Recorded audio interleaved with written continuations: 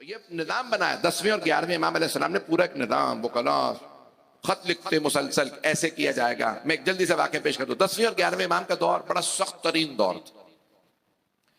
बनी अब्बास का दौर, मुतवक्किल का दौर। 10वें इमाम का दौर मुतवक्किल का दौर है। कहते हैं यजीद के बाद सबसे जालिम हाकिम गुजरा है मुतवक्किल। अब मैं खुलफा की तारीख का मेरे पास टाइम नहीं है, लेकिन जो मैं पेश करना चाह रहा हूं, जैसे अब्दुल मलिक इब्न मरवान। अब हमारे बहुत से मुसलमान भाई कहते हैं भाई सारी सड़कें तो उन्होंने बनवाई, पता नहीं लोग पहुंच रहे नहीं पहुंच। भाई ये सड़कें बनवा देने से, मोटरवेज बनवा देने से इंसान को कोई कमाल नहीं मिल जाता।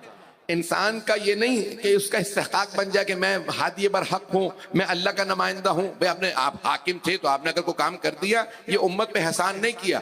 देखें, कोई भी इंसान काम करे अगर वो उसका इस्तेहकाक नहीं रखता, यानी काम उसका नहीं है दूसरे का है, लेकिन वो क्योंकि आगे बैठ गया, अगर वो कोई काम कर देता है तो उसे फिर भी सवाब नहीं मिलेगा। क्यों? क्योंकि उसने दूसरे के हक से छीन के कोई नेक काम किया। मुझे नहीं मालूम मेरे जुमले पहुंच रहे हैं नहीं पहुंच रहे।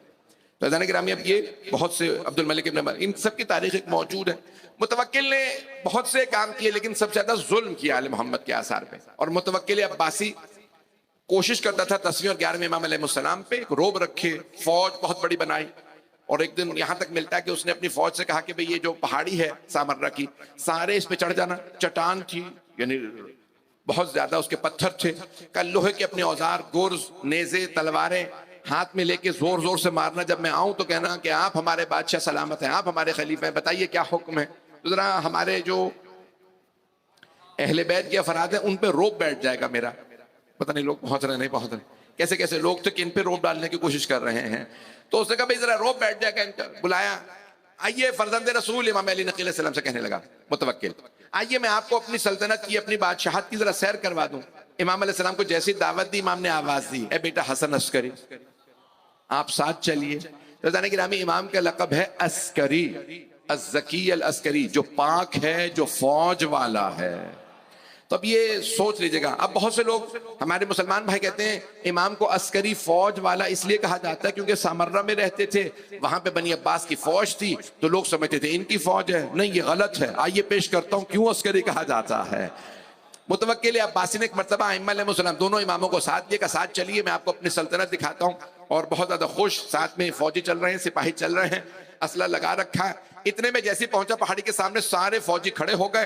जोर जोर से हथियार, लोहे के हथियार चट्टानों पे मारे तो शोर उठता है, उसकी आवाजें आती हैं। और सब कहने लगे बादशाह सलामत, जो हुक्म हो, खलीफा वक्त जो आप कहें, आप जिसे कहें हम उसे मार देंगे, जिसे कहें हम उठा के ले जाएंगे। अब एक मरतबा वो ये कोशिश कर रहा है कि ये अल्फाज दोहराएंगे तो जरा इमाम पे रोब बैठ जाएगा, ये हमारे खिलाफ बगावत नहीं करेंगे। इन्हें ये पता हो कि भाई मेरी फौज इतनी सख्त है, किसी को भी बगावत करने वाले को मार देगी, उठा के ले जाएगी। अब वो जुमले बार बार दोहरा रहे थे, जिसे कहें बादशाह सलामत, मुतवक्किल बादशाह सलामत, आप जिसे कहें उठा के ले जाएंगे। एक मरतबा मुतवक्किल ने इमाम अली नक़ी अलैहिस्सलाम की तरफ देखा और कहा ये है मेरी फौज जो पहाड़ों पे थी। इमाम अली नक़ी अलैहिस्सलाम मुस्कुराए और 14 बरस के इमाम हसन अस्करी अलैहिस्सलाम से फरमाने लगे, बेटा जरा अपनी फौज भी दिखा दीजिए। तो 11वें इमाम अलैहिस्सलाम ने ऐसे हाथ का इशारा किया, उसकी फौज सामने थी, इमाम ने ऐसे इशारा किया, सारे बादल छटने लगे, जमीन से लेके आसमान तक मलाइका नजर आने लगे।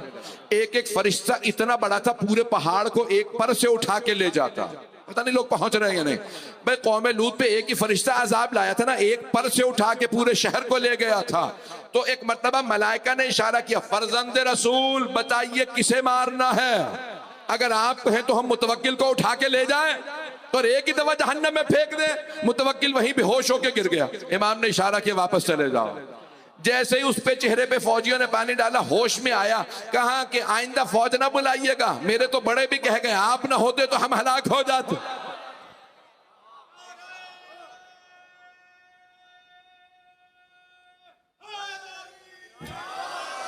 तवज्जो फरमा रहे।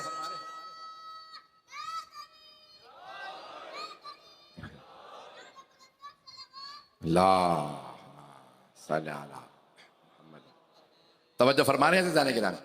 इमाम अलैहिस्सलाम को अस्करी इसलिए नहीं कि कहा गया कि बनी अब्बास की फौज सामर्रा में थी इसलिए ये फौज वाले हैं, तो इनकी फौज थी नहीं, वो तो अब्बासियों की फौज थी। अस्करी इसलिए कहा गया कि ऐसी फौज दिखाई कि जो किसी इमाम अलैहिस्सलाम ने किसी हाकिम को नहीं दिखाई थी। का देख ऐसी हमारी फौज है, हमें ना डराना। का आइंदा नहीं डराऊंगा। इस दफा माफ कर, क्योंकि फरिश्ते कह रहे थे अगर आप कहें तो इसे उठा के जहन्नम में डाल देते हैं। तवज्जो, आप सलामत रहे जो लोग पहुंच रहे हैं। तो जाने गिरामी इमाम अलैहिस्सलाम का ये रोब, अब ये जो जुमले पेश कर रहा हूं, तो एक मर्तबा इमाम अलैहिस्सलाम यहां तक मिलता है कि इमाम अली नकी, इमाम हसन अस्करी साहब, इसलिए दोनों को कहा जाता है अस्करियैन, फौजी, फौज वाले, फौज वाले, अस्करियैन। जब आप सामर्रा जाएंगे लिखा होगा अस्करियैन, खुश आमदेद दो फौज वालों के शहर में। तो अस्करियैन, ज़कियैन, अस्करियैन, तो जैसे काज़िमैन, दो काज़िम, सातवें इमाम और नवें इमाम अलैहिस्सलातु वस्सलाम। तो अगर मेरे जुमले पहुंच रहे हो, अज़ान गिरामी आइम्मा की अज़मत, यहां तक मिलता है कि एक मर्तबा मुतवक्किल ने कहा कि भाई हमारे जो गुलाम हम नए नए खरीद के लेके आए हैं अफ्रीका से, 50 गुलाम लेके आए थे। अफ्रीकी बहुत कदावर होते हैं, लंबे चौड़े होते हैं, उन्हें गुलाम बना के लाया गया। तो अब वो लाए तो कहा जरा इनको, मैं साथ नहीं जाऊंगा, पिछली दफा एक फौज बुला दी थी इन्होंने, तो अब ये आप जानते कि हर एक का दिल नहीं होता, दिल गुर्दा किसी किसी में होता ना, रोब जो लोग पहुंच रहे हैं। अब ये कुछ लोग बहुत बुज़दिल होते हैं, कुछ खानदानी बुज़दिल होते हैं, कुछ वैसे ही बुज़दिल होते हैं। अब मैं इशारों के नाम में जो पहुंच रहा हूँ, जो बच्चे नौजवान मेरे भाई पहुंच रहे हैं, उन पे सब पे सलाम है। तो इसने कहा भाई आज मैं खुद नहीं जाऊंगा, तुम जरा गुलामों के सामने से गुजार देना इन दोनों को, और जरा इन पे रोब बैठ जाए। वो उन सब गुलामों को कहना भाई ये इन पे जरा एक रोब डाल दें, लंबे 6.5 फुट के गुलाम हैं। तो अब वो सारे आए। एक मर्तबा जैसे ही इमाम उनके सामने से गुजरे, महल के अंदर से देख रहा था होता क्या।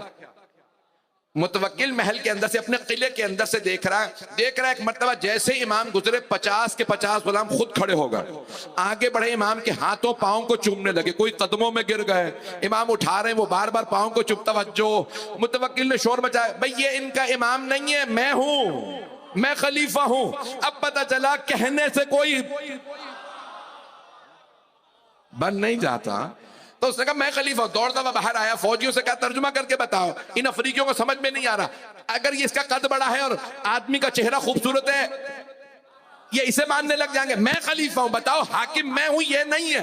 एक मर्तबा मुतरजिम ने कहा कि भाई आप इसके हाथ पांव क्यों चूम रहे हैं, ये इमाम नहीं है, खलीफा तो ये हैं जिनको मुतवक्किल को मैं लेके आया हूं। कहा इन्हें तो हम पहले से जानते, इसे नहीं जानते।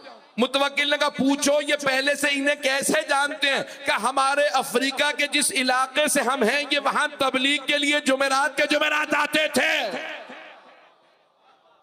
हमारे हैदरी तवज्जो फरमा रहे हैं जाने के नाम। आइम्माम सारी कायनात के लिए हुज्जत है, हुज्जतुल्लाह अलल खल्क अजमाइन। मेरे जुमले पहुंच रहे हैं। खल्क सारी मखलूकात के लिए हुज्जत है, सिर्फ इंसानों के लिए नहीं, सिर्फ अरब के लिए नहीं, सब के लिए हुज्जत है। अगर सब के लिए हुज्जत है तो फिर अफ्रीका में बसने वालों के लिए भी हुज्जत है। इमाम उनका इनकी जबान कैसे जानते हो? नहीं ये हमारी जबान में बात करते हैं। अज़ान गिरामी उसे इमाम कहा जाता है जो दुनिया की हर जबान समझे, हर जबान बोले, नहीं तो फिर सब पे हुज्जत नहीं। अज़ान गिरामी ये आइम्मा अलैहिस्सलाम का। अब 11वें इमाम के जमाने में एक एक बात पे सिपाही बिठाए गए, फौजी बिठाए गए, यानी हर जगह पे जासूस थे। किसी भी तरह से कोई भी आदमी कहीं पे भी काम कर रहा हो उसकी जासूसी होनी चाहिए। इमाम अलैहिस्सलाम ने अपने करीबी आदमी को, चाहने वाले को बुलाया। कब बगदाद में फला मकाम पे जाना, पुराना बगदाद, तंग गलियां जैसे खानादर वगैरह, पुराना कराची जैसे पुराना लाहौर, मोची दरवाजा, पता नहीं अब जहनों में है ना, तंग गलियां। उस जमाने में गाड़ियां तो होती नहीं थी, तो बगदाद की तंग गलियों में कहा कि फला मकाम पे मेरा एक चाहने वाला है, उसे ये असा दे देना, असा छड़ी। क्या ठीक? सामर्रा से छड़ी लेके चला, बगदाद पहुंचा। जैसे पहुंचा तो देख रहा है कि सामने से एक आदमी जो है वो गधे पे सामान लेके आ रहा है, ये यहां से जा रहा है। कभी तुम हटो, कभी यहाँ पे एक आदमी उतरने की जगह है, अब मैं सामान ले आऊं, गधे को कहां मोड़ूंगा, तुम पीछे चले जाओ। अरे मैं तो पीछे नहीं जाता। दोनों की बहस होने लगी। ये जो इमाम का पैगाम लेके गया था, इसके हाथ में असा था, वो छड़ी थी। इसने उस आदमी को छड़ी मारी, छड़ी टूट गई, उसमें से खत निकला। वापस आया, कहा मौला वो जो आपने असा दिया ना उसमें खत निकल आया। पता नहीं लोग पहुंच रहे नहीं। इमाम ने कहा खत निकल नहीं आया, मैंने ही रखा था। कब मौला आपने बताया नहीं? कब तुझे नहीं बताया था ताकि तेरी जान को खतरा ना हो। जब हमारे साथ रहा करो तो हर जगह झगड़े मत किया करो। उस शिया को पैगाम भेज रहा था ताकि ना तेरी जान को खतरा हो ना उसे खतरा हो। हुकूमत जासूसी कर रही है, मैंने खत लिखा था, मेरे कुछ शिया बगदाद में फाकों में हैं, उनके लिए पैसे भेजे थे। मेरे जुमले पहुंच रहे हैं। इमाम की देखिए उस जमाने में हिकमत देखिए कि ऐसा ना हो कि कोई फाके से मर जाए। किसी ने इमाम को पैगाम भिजवाया 10वें 11वें इमाम के लिए बगदाद से।